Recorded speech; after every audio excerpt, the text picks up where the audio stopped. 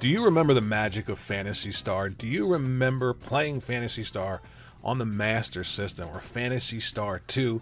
Those were amazing role-playing games. They were absolutely incredible. Not only were they just role-playing games, but they had that classic Sega style to them in their design, the aesthetic, just the gameplay, the use of color, everything screamed Sega.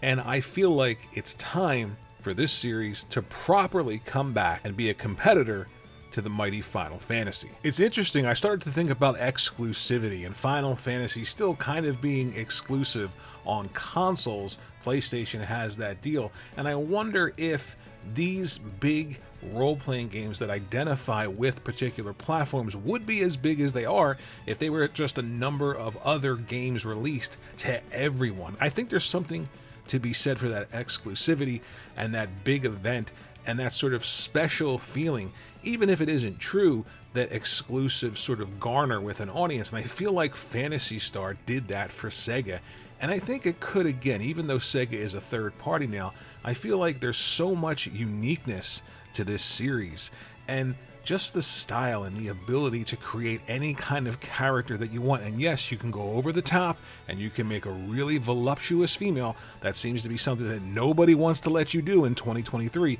Well, you can do it with these Sega games, and I really enjoy that. I like that art style, and I love the combat and the characters and the stories. I feel like it's time. I feel like maybe I'm not the only one that wants Phantasy Star to come back in a big way. So what I did was I poked around online into some forums searching where is Phantasy Star, and I came across a really great comment. I'm going to read it to you and then we'll go over some of the responses. It says, back in the days of the late 80s and early 90s, Sega's Phantasy Star was one of the big three of JRPGs, with the other two being Squaresoft's Final Fantasy and Enix's Dragon Quest. Hell, the first Phantasy Star was released 2 days after the first Final Fantasy.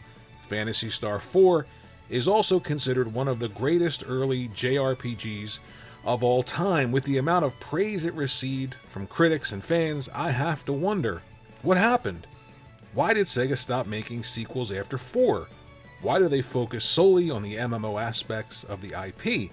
I get that MMOs are super successful, but both Final Fantasy and Dragon Quest have proven you can have a successful MMO while also making great single-player RPGs. It's a shame because Phantasy Star was one of the early games that put Sega on the map, and I think Sega would greatly benefit if they invest in a possible Phantasy Star 5 or even 3D remakes of Phantasy Star 1 to 4.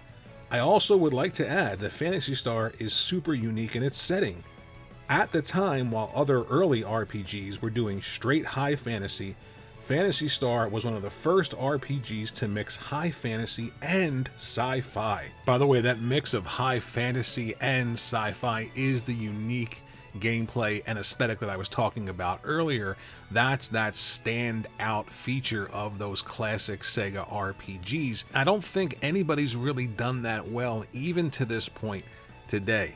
I feel like one of the biggest issues was that the series had just ended, the story was done, and most of the team that made the Genesis Phantasy Star games moved on to make other games like Skies of Arcadia, but otherwise so many of them moved on from Sega as a whole that maybe another game in that story, in that timeline, just wasn't likely to happen. That's kind of what happened with Lunar after most of the team moved on after the Lunar 2 remake. Now, the big rumor is Sega wanted an MMO, and Yuji Naga looked at some of the artwork and said that it reminded him of Phantasy Star, so that's where you get this Phantasy Star Online MMO. And of course, probably the main reason is an MMO is the ultimate expression of a games as a service, and they can just continually monetize this game over a long period of time and make as much money as possible. But I feel like that just sort of degrades and waters down the name and the experience,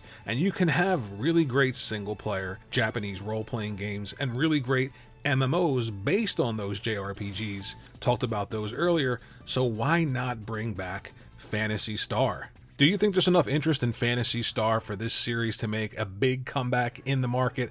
I do. I think nostalgia would kick in, but I think if they did it right, it could be an incredible, unique experience. Let me know what you think in the comments section below. As always, think about liking and subscribing to the channel, and I'll see you in the next video.